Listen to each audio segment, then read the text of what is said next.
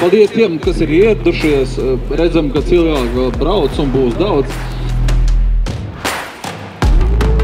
Lauksaimniecības tehnikas izstādes ir ārkārtīgi interesants, taču tam ir viens mazs mīnusiņš. Tur praktiski ne ar ko īsti nevar izbraukt, tāpēc, ka nav vietas un nav arī laika.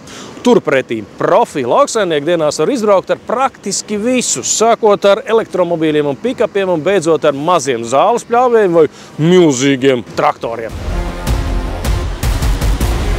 Ļoti labi, reizes gadā jau uz tādu pasākumu vajag atbraukt. Šitais ir labs variants atbraukt tiešām. Tas, kas patīk, paņemt, pataustīt, pabraukt. Ļoti labi jautājums uzdot. Tādā ziņā forši.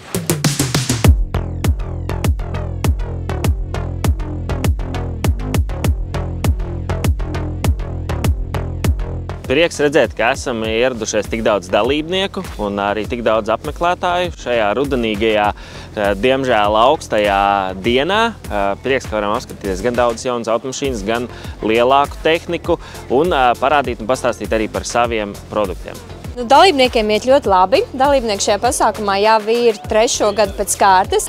Dalībnieki priecīgi satikt mūsu mīļo auditoriju, kur beidzot ir beiguši savus darbus uz lauka.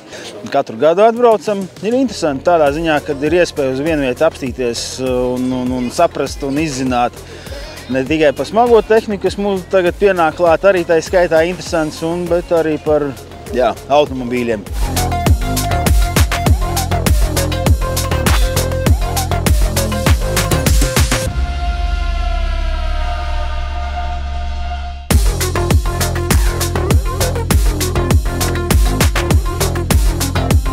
Man ļoti patika, man liekas, aizbrauc tāds zilais Suzuki mazais ar 100 zirgiem. Ļoti labs auto, vienkārši tā bija jautri. Mēs izbraucām pa smiltīm, tur pa saknēm, visu ko vienkārši bija ļoti jautri. Jā.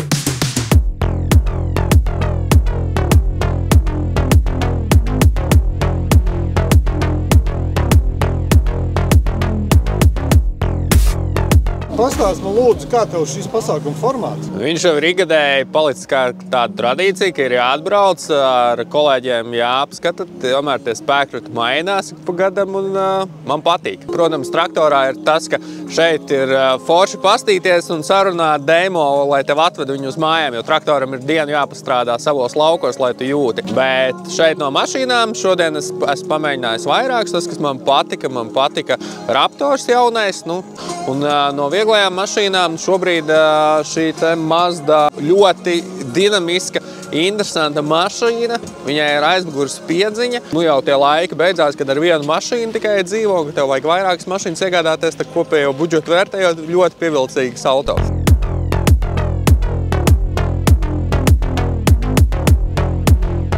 Pasākuma formāts, manuprāt, ir ļoti forši.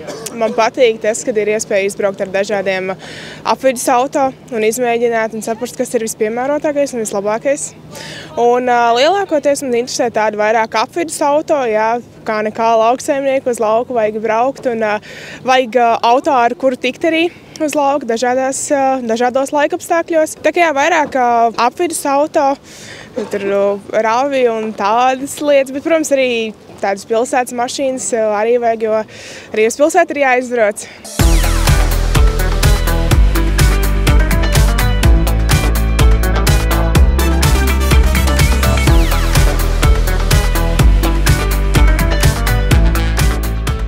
Ko tu saki par elektrību? Būs tev elektrisks traktors? Neticu.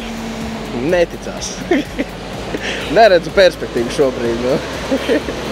Dīzels, domāju, lauksaimniecībā nepazudīs. Ja mēs runājam par automašīnām vieglajām, tad, protams, kad šī elektroauto tendence man arī ir interesanta.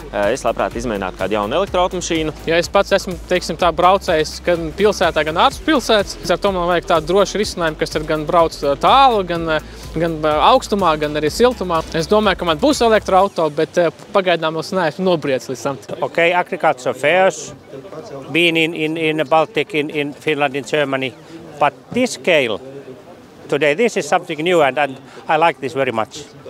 What do you like it?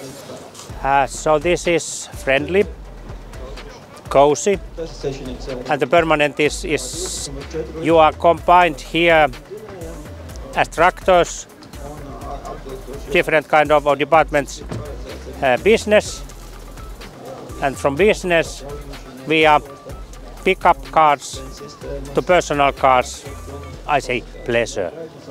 And of course, you know, all men like to drive new cars.